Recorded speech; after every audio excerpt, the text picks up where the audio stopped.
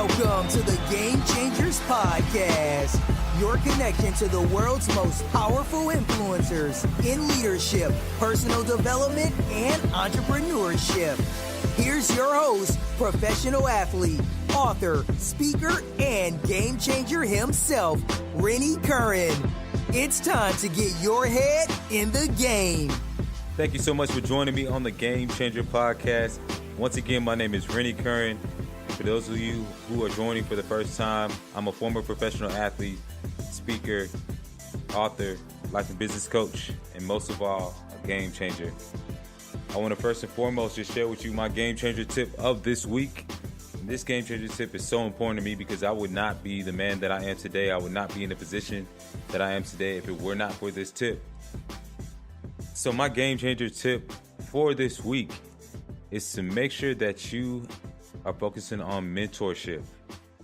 Mentorship. No matter what industry you're in, no matter what position you're trying to get, no matter what level of success you're trying to attain, it's so important that you have a mentor, somebody who is pouring into you.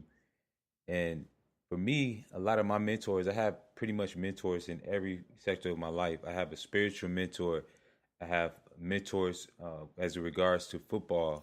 You know, guys like Jesse Tuggle, guys like Ray Lewis. I had mentors on the business end as well. Guys who just give me advice that I can just bounce ideas off of. And it does so many things for you and for your career. Now, if you think about it, there's no business out there. There's no great celebrity, great athlete out there who does not have some type of coach or has someone who is just pouring into them, someone who is guiding them, or a team around them who just basically helps them to continue to have sustainable success. And I believe that having a mentor does three things, and these are just off the top.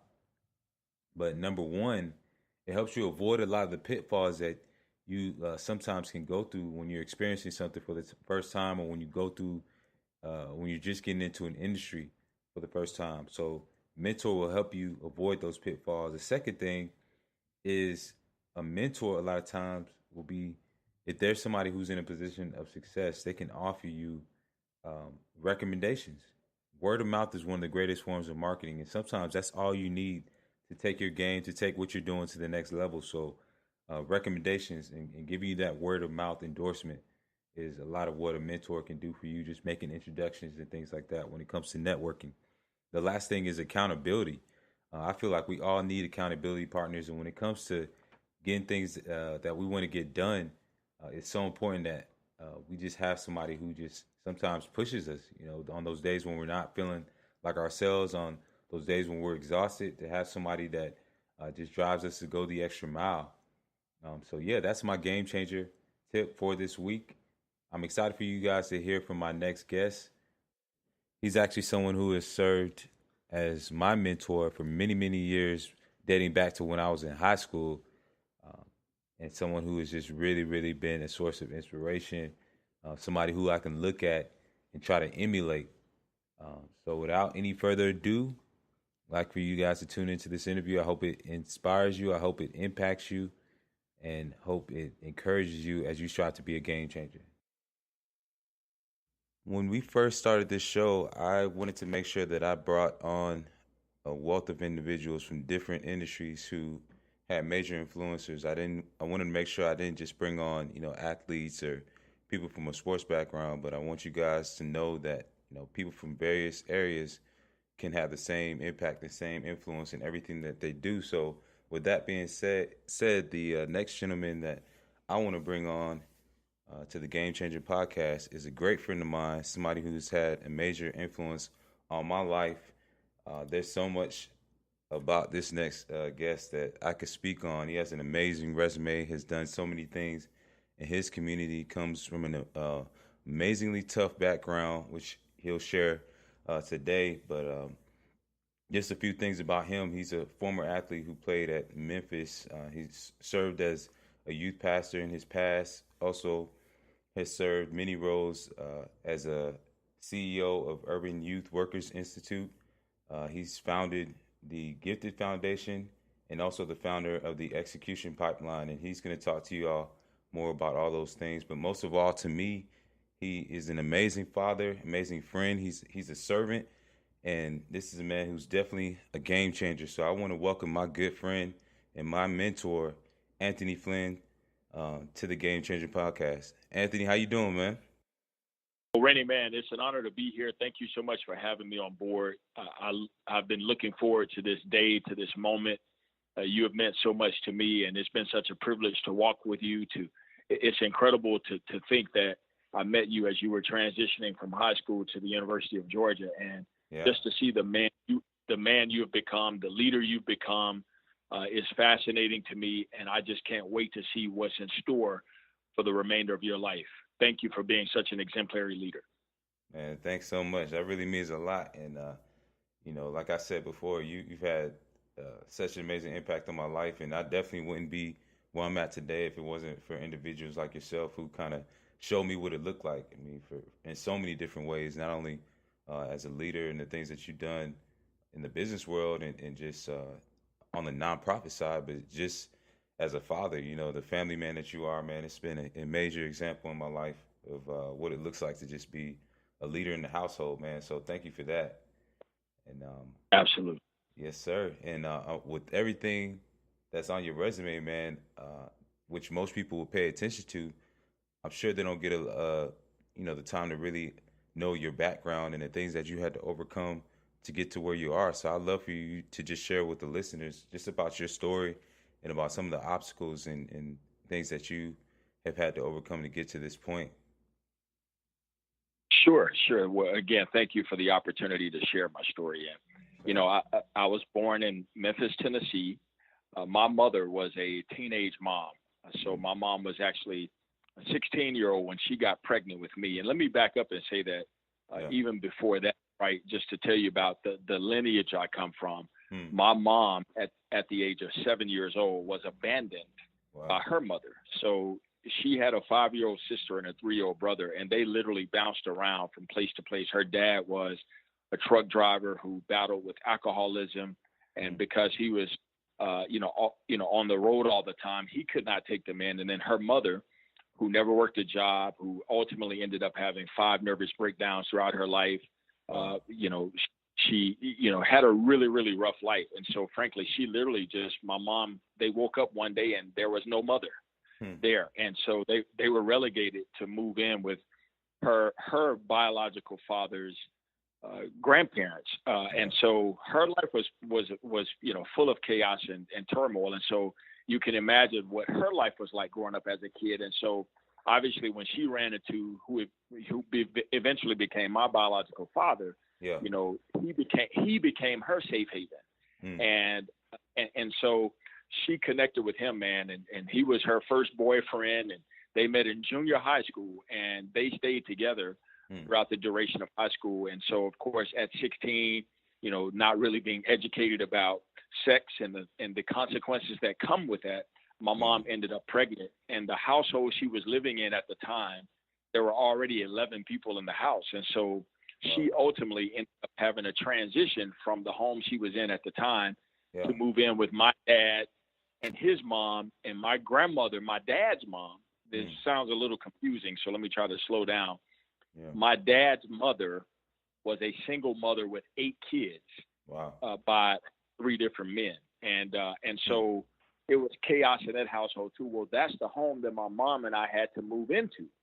So you have my dad, who had a pretty, impoverished upbringing and a bunch of chaos in his world. And then all of a sudden, because my mom was pregnant and she couldn't continue to live in this home that was full of people, she moved in with my grandmother, my dad's mom, and that family. So now she and I are in that household. And so they stayed together. And obviously we had to live through poverty. They eventually graduated high school in Memphis, Tennessee. My dad eventually moved to Peoria, Illinois, where he got a job as a bun tray handler at a bakery. So he would stand near the equivalent of an assembly line and actually handle bun trays as they would come down to make sure trays were straight so that the bread was actually cooked appropriately. And so that was a major promotion in his world. Wow. So we followed him to Illinois, and things got a little heated, so that didn't last long. And just before Christmas of 1982, I was 5 years of age. my dad came home one night. He and my mom had a pretty big blow up, and we were relegated to leave everything behind. We were put on a Greyhound bus.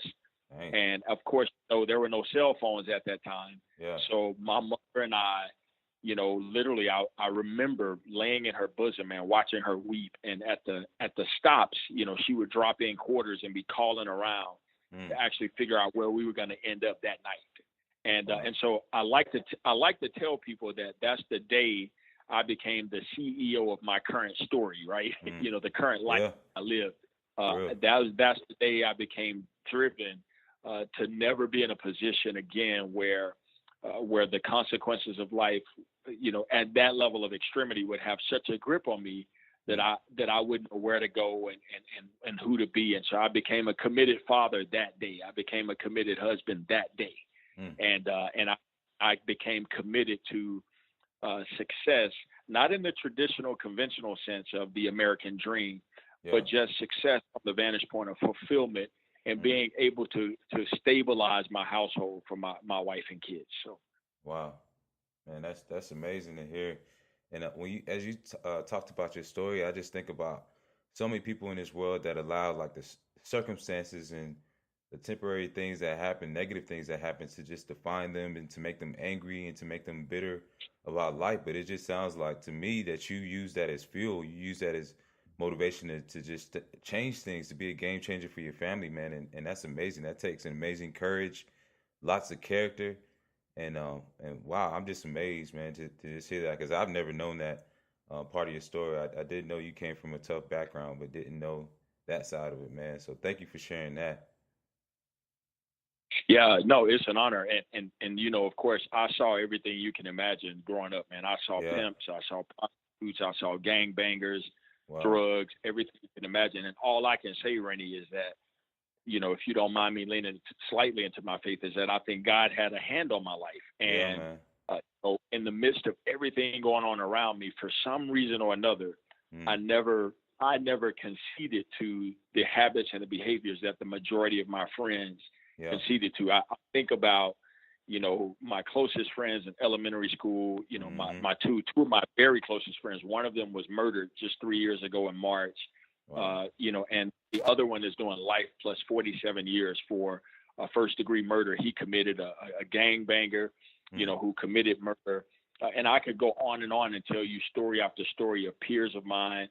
The story of how, fast forward, I was blessed to sign a full football scholarship, and my first roommate in college was, unfortunately, due to his connection to the streets, he ended up getting locked up. He did 16 years of federal time in connection to major drug distribution charges. So, I could just tell you story after story of how I could have been a victim of the streets. I could have been a victim of circumstance, but there was a drive inside of me that I think God placed in me, the grace, that allowed me to actually escape the conditions of the world around me and be willing to fight beyond those conditions. Yeah, man. And I know even with those conditions that there were certain things that you learned just being in those times where you maybe struggled or that you're around just something negative. And what I want to know is, what are some of those lessons that you learned in your early days and just seeing what was around you that have kind of transferred to you now that you're, a CEO and that you're, father and all those different things? Well, I learned pretty early on that there were consequences to my actions. And so let me back up and say, I don't want those who are listening to assume that I had this perfect life, that I never made any mistakes, that I never made any bad decisions. In fact, I made a lot of horrible decisions. And I was able to see the consequences of both the decisions of others around me and even some of the consequences of the decisions I made early on. And I think, for me, Rennie, the biggest aspect of that was that, life has consequences, and when we make major decisions, good or bad, consequences come as results. So I saw some of the major negative consequences, but I also saw how in the midst of chaos, if I buckle down and press forward, I saw how the consequences of good behavior could actually, lift me up out of the conditions that I was in. And I think that inspired me so greatly to realize that, wait a minute, even though I'm in the predicament I'm in, I don't have to be a victim of the predicament that I'm in. Exactly. And so I think to answer your question more directly, one of the privileges of poverty, one of the privileges of growing up in the world that I grew up in, is that I faced pain early on. So let me say this. There's a lot of people who are listening to your podcast, to Game Changers right now, and they may be going through a major life crisis. Well, if they had some major life crises early on, then they have something to draft from. They've been through pain before, and they've been able to pull themselves out of pain previously. And so as a result, when they see pain, and pain doesn't look unfamiliar. Exactly.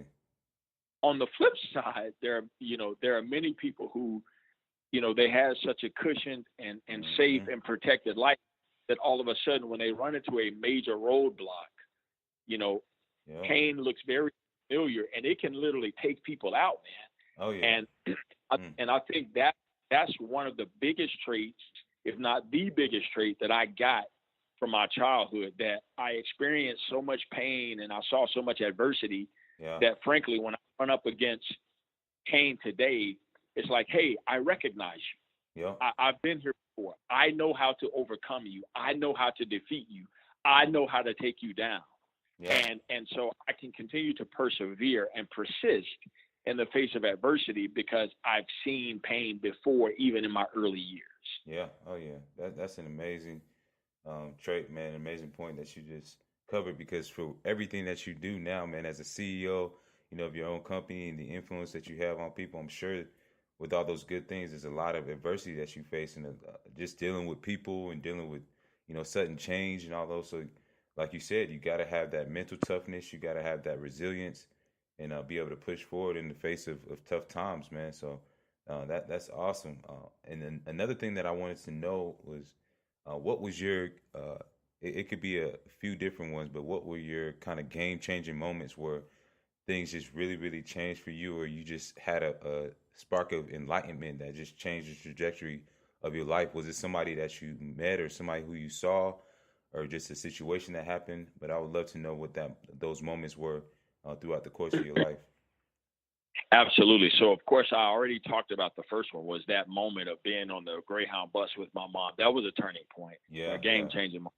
But fast forward, another big moment for me was my fifth grade year in elementary school. I was still in Memphis in the Orange Mound community, which is frankly one of the roughest areas, not just in Memphis, but in our country. And my fifth grade teacher, man, Miss Angela Atkins, she was really the first person in my life to, what I like to say, speak life into me. She really extracted the leadership. She called me out. She called me out as a leader. And that year was pivotal for me because, again, that was a fork in the road year for me. Many of my peers, as we were maturing and getting a little older, that's when, frankly, and my homeboys would, go into convenience stores and start stealing. We would get fights a little bit more. We started to mature and start getting things a little more. And yet, Miss Atkins, there was something in me that she saw where she would call me out on a regular basis, and she extracted the leadership out of me. And that's a huge difference in my life, Rennie, because I saw, that I had potential to do something great because there was someone else external who believed in me enough to see that in me. And that seed that she planted stuck with me, for the remainder of my life. In fact, I actually went back and found her last summer. I hadn't seen her since I was 11 years old. And I went back and found her last summer and sat her down and looked her in the eyes and said, you made such a huge impact on my life, And so that was a pivotal moment. Do you want me to share a couple more, or? Yeah, I'd love for you to share a couple more just from the latter stages of your life. Yeah. Sure. Fast forward, when I obviously had an opportunity to play football in college, and I had some pretty good grades, and so my football coach had called me to his office to share this exciting news about the fact that Cornell A couple of other Ivies wanted to take a look at me, and a few other major liberal arts institutions. Well, Rennie, because of my background and my story, because no one in my family had ever gone to college, man, I never even entertained those opportunities. So sadly, I looked at my coach and said, man, what in the world is Ithaca, New York? Like Cornell? And it was a foreign concept for me to think about it.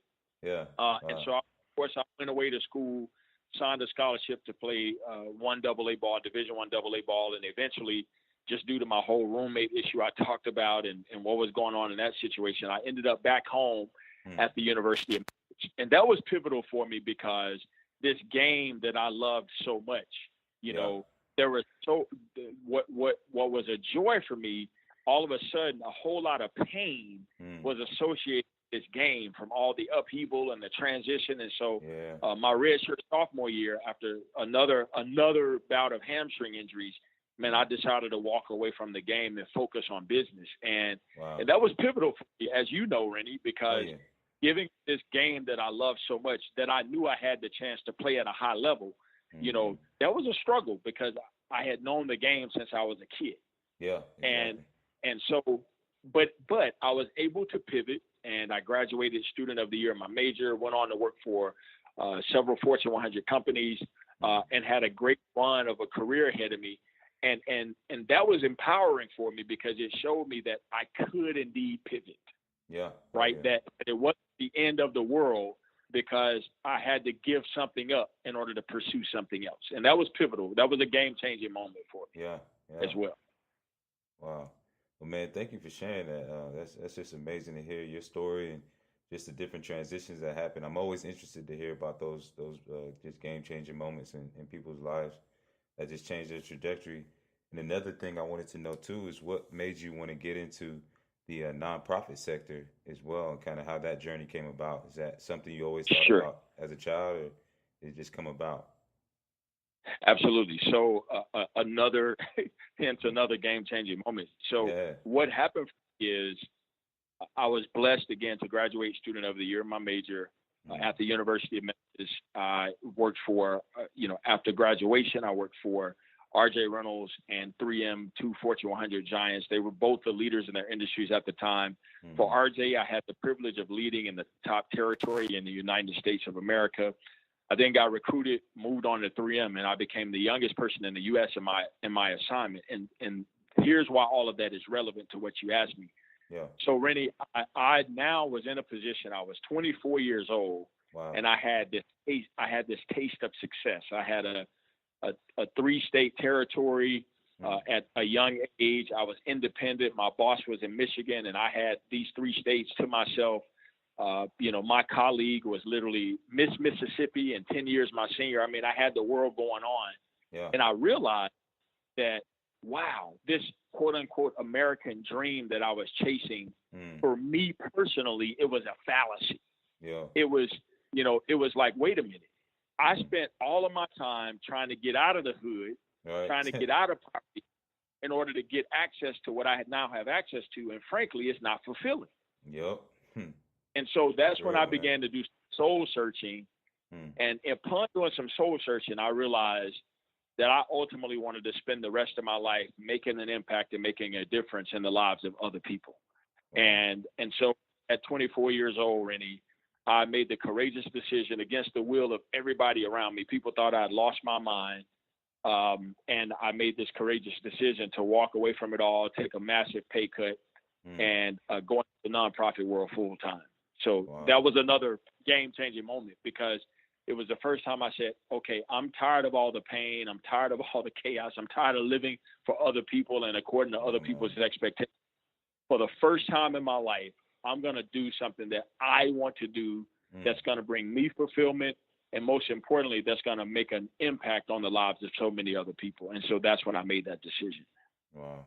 That's awesome, man. And something that you hit on that really struck a chord with me is just how you said, you got to this point of success, but it did not bring you fulfillment. And for so many of us, young and old, we really, really just are fooled by society to believe that, as you chase this success and it's just going to make everything come together and it's going to be like the movies and, you're just going to ride off into the sunset. But then you get there and it's like you realize it's not what it's cracked up to be, man. And then when you do decide to chase your purpose or to chase your true calling, I think another part of it is realizing that doesn't always mean money. That sometimes means losing money, and just when you're chasing your heart and chasing the things that really, really fulfill you, man. So that's something that really, really resonated with me, man, especially with my background of just leaving football and now doing what I'm doing as well. So I can definitely relate to that. The next question I had for you, man, was just after everything that you've gone through now and being the CEO of your own company and things like that. What have you learned about leadership so far? Oh man, that it's ever changing. That is painful. That I could go on and on. Yeah. But I think I would summarize it, in the context of leadership is all about service. Leadership is all about service. And for many people, Rennie, I didn't grow up as a kid wanting to be a CEO or, wanting to be frankly, as I grew up in the hood a substantial portion of my life, and so, as we want to be ball players, we want to be rappers because that's all we know. So I didn't know any CEOs. I didn't know any, but what I realized was, again, when I got to this place in my life where I was in so much pain that I couldn't take it anymore, just emotional pain, spiritual pain, etc. I wanted to create a paradigm where I could bring resolve both to my own pain, but also help resolve that pain in other people. And so that being stated, the journey that I've been on has always been about how do I position myself so that, one, I can live a life of fulfillment for me, but also I can be a beacon of light so that I can empower other people to also live lives of fulfillment. And so as a result of that, the role that I currently serve in allows me to do that. And that may look different for everyone else. Everyone may not want to be a quote unquote CEO of their own company, but my advice is, relative to leadership, if and when you make the conscious decision that every day you get up, that your life is about the goodwill of other people. I'm not saying do that at the expense of yourself per se, but I am make it a priority to do good for others, and through that vantage point, everything else will come, man. The byproduct of living that type of life, you'll see success. You'll see quote unquote stuff, right? Things will come as a result of that, byproduct. Wow. Yeah, that's awesome, man. The biggest thing that stuck out to me, what you just said, is just living a life that's bigger than yourself, serving as that example. And I think that's definitely an amazing and very, very crucial piece to being a leader. And another piece of being a leader is, I feel like, of course, having a vision. And so I would love to know just what your vision is with the Gifted Foundation, why it started, the inspiration that you had, and also if you want to share on the execution pipeline as well. I think that's so important for people to know what you're doing just in the community to serve others. Absolutely. So my life is a little bit bifurcated in that, I have this privilege of, frankly, being able to relate to what I like to call the underdog, and then, as well as, being it. So in other words, I can walk down the street in the hood and talk to gangbangers, and I can put on a suit and walk into a boardroom and speak to CEOs. And so with that being stated, those are kind of the two worlds that I live in on a daily basis. So relative to the Gifted Foundation, the intention behind birthing that foundation, Rennie, was to identify young people who came from backgrounds like mine, who had hunger. Hunger is their number one attribute, right? Like they don't know how to get out of their conditions. Yeah. They don't necessarily have the resources. They don't necessarily have the people around them who have the education, but they have hunger. They have a desire and a fight and a grind. Yeah. That they want to get out. And so with the Gifted Foundation, we've put a structure in place to identify talent from low-income communities And through our structure and through our training and through our development paradigm, we can help young people escape the conditions of poverty they're in by providing career development, workforce readiness, and life skills training. That's kind of the summary of what we do, And we've helped a lot of kids go to college, major institutions like Harvard, Dartmouth, Stanford, et cetera. In addition to that, we're empowering students who may not go to college, but who have the ability to work careers that actually can create a viable living for them and their families. So that's a little bit about the foundation and that side. And then relative to the execution pipeline, I wrote the book that dropped December 1, 2015. The formal title is, Execution Pipeline, a step-by-step guide to moving your business idea from dream to reality. And so the intention of writing that particular book was to identify those emerging CEOs or those emerging idealists. There's a whole lot of people in the world who have a whole bunch of ideas, but they struggle with execution. Yep. And of course, due to my story and my background, I've been able to prove that even regardless of your conditions and circumstances, you can set goals for yourself and overcome obstacles and hurdles and barriers and get to those goals and results. And so in this book, I tell stories and I give practical, diagnoses and practical points as to how people can actually move from their dream to making that dream a reality. And of course, since out of that, I've created my consulting practice, and I'm actually on the verge of doing some other big things relative to that behind the scenes, Rennie. So you'll hear more about that in the next 90 days, 6 months. I'm working behind the scenes on a pretty major rollout that I don't want to give away just yet, but of course you'll be one of the first people to know. Oh yeah, man. That's awesome. Thank you so much for just sharing both of those visions that you brought to life, and it's doing so many amazing things. And I've been able to keep up with the Gifted Foundation and with the Execution Pipeline, and just be a part of what you're doing, and to see these young kids, man, the things that they're able to do through your program, just having those resources and that exposure, man, is just amazing. So I commend you for just everything that you do, man. It's amazing. And one of the things I wanted you to share was just if you had one piece of advice, or it could be 3 pieces of advice for anyone who's thinking about following in that same career path of being an entrepreneur or going into the nonprofit space, what would that be? Persistence. That I think many people underestimate what it takes to actually be a founder or a creator of something. That whatever you anticipate, you probably should anticipate 10 times more. In other words, if you anticipate a level 5 of pain, it's probably going to be a level 50 pain, right? I mean, it's an arduous, lonely road to walk at times. But if you can exhibit persistence, then with the right work ethic and the right grind, you can actually pull through. And I think people underestimate. It's not easy doing what you do, Randy, what I do, what many entrepreneurs do. It is a fight. It is a grind.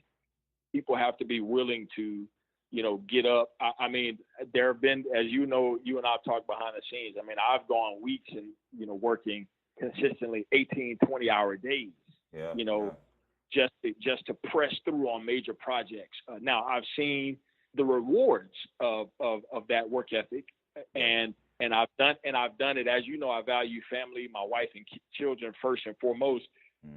So I have to get up at 3:00 in the morning, 3:30 in the morning. I was in the gym this morning at 4:00, getting it in, right? Because I have to sometimes get up and work when my family time is not compromised. And so there's a lot of sacrifices that I don't have time to get into that are required in order to actually be successful as an entrepreneur. And I think a lot of people take that for granted. They assume that their intelligence alone is enough, or they assume that their background, their lineage, who they know, or, who, the family they were born into, or the legacy that they have Man, I'm telling you, brother, you and I both know the work ethic we possess. You know, with all due respect, you send me an Ivy League graduate that doesn't have a work ethic, you and I will run circles around them because their intelligence alone can't make them a successful CEO. That's real. And so again, I say that with all due respect. I have a lot of kids who are at Ivy League schools. I have a lot of friends who graduated from those institutions, but even in those circles, I tell them, hey, just because you go to an Ivy League institution doesn't guarantee you success. When you graduate, you got to grind. You have to be willing to work more hours than I work because I'm going to get mine in. Yep. That's real, man. And I think that a lot of people underestimate that. That's real. No, you're right. And so much of what you said it sounds a lot like, like sports, especially on the professional level where it looks glamorous on the outside, but the day in, day out just grind that it takes, man, it's real. And a lot of people miss out on that because, they see what's at the surface. So that's so real. Thank you for sharing that. I just got 2 more questions for you because I know you got to run. But the next thing I want to know is aligned with the theme of this show, being a game changer. And I want to know, what does being a game changer mean to you? Man, that's an incredible question. And for me, Rennie, again, man, it's, I live my life every day with this idea in mind that I want to add value to other people. And so for me, being a game changer is all about knowing that somehow, some way I've added value to others. If you really pay attention to the work that I do for my nonprofit or my business, it's all about adding value to others. That's awesome. And that's what I appreciate about you. I want to give you another shout out on your own podcast to say that's why you're even doing this. If people knew you like I knew you, a lot of people don't have the privilege of knowing you so closely, but I know why you're doing this, Rennie. I know that this isn't just to build a celebrity platform. That you could be doing a whole lot of other things, but ever since I met you, you have always been about serving other people, and that's why you're doing exactly what you're doing. And so that's precisely why I was excited when you invited me to be a part of this story. Man, thank you, bro. Thank you. You're exactly right. It is about adding value to people, and it's like once you live life on that mission, man, you wake up every day, as I'm sure you do. You just wake up excited with this new energy every single morning that just drives you to do what you do. So that's an amazing thing. And last thing I wanted to know, man, is how can people get a hold of you? How can people find out just about the Gifted Foundation and everything else? Yep, great question. So one, they can go to my websites. The first one is iamgifted.org, iamgifted.org. That's for the foundation. So iamgifted.org. Also, executionpipeline.com, executionpipeline.com, all one word. And then they can find me on Twitter, the number 1 Anthony Flynn, the number 1 Anthony Flynn, no spaces or anything like that. And of course, I'm on Facebook, and I use LinkedIn as a primary source of connecting with people and getting the word out about what's going on with me and what I'm doing. So they can find me on LinkedIn or on Facebook as well. Yeah, and also you got the YouTube page going too, right?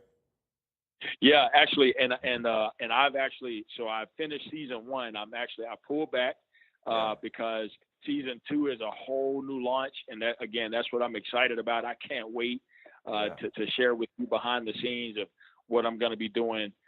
You're here just in the next 90 days. It's going to be exciting stuff. So be on the lookout. They can go online now, however, and look at a series of videos that I've done that will inspire them. 5-6 minute clips that just encourage that founder, that CEO, that person who's going through a hard time.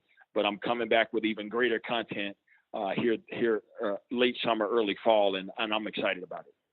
Awesome, man. Awesome. Well, listeners, you heard it first from Anthony Flynn. Such an amazing man, been a mentor to me. And Anthony, I just want to take this opportunity to tell you just once again, thank you so much for the role that you played in my life. Thank you for being on the show and for just everything that you shared, man. It's so much wisdom that you have, so many insights, man. And I thank you for sharing that with me and my listeners as well. And I just wish you continued success, man. And you already know, however I can be there to help you, I'm always here, man. So just thank you so much, and God bless you. Thank you, brother. I appreciate you, man. Love you like a brother, and hope wish you the best in everything you do as well, man. Thanks so much. Once again, that was an amazing interview by my good friend and mentor, Anthony Flynn, who is the CEO of Execution Pipeline and also CEO of the Gifted Foundation, a speaker, author, and consultant, and overall just phenomenal game changer. One of the greatest things that I took away from this interview was the fact that no matter your background, no matter how tough your circumstances are early on, that you can still be a game changer. You can still be a leader for somebody. I realized just listening to his story that your future and the potential that you have for greatness and the potential that you have to be an influencer does not have to be determined by your past and by your circumstances early on, that you can actually use those tough times, as Anthony explained, the tough times that you experience in life, in whatever area that you face, you can use it as fuel, and you can use it as motivation to be a trailblazer. And then the last thing that I really took away from this is that no matter your background, once again, no matter who is or isn't in your life, that once God has his hands on your life, that you're going to be successful no matter what. That what he has for you and what's in your destiny cannot be derailed as long as you believe in it, as long as you keep on persevering and keep striving forward, keep learning, and keep surrounding yourself with the right people. So it was a wonderful, wonderful, wonderful interview. Make sure you check out Anthony, follow him. He's a guy who's doing some amazing things.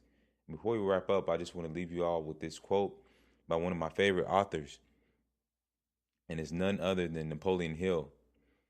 The quote reads, "Think twice before you speak, because your words and influence will plant the seed of either success or failure in the mind of another." I'm going to read it one more time.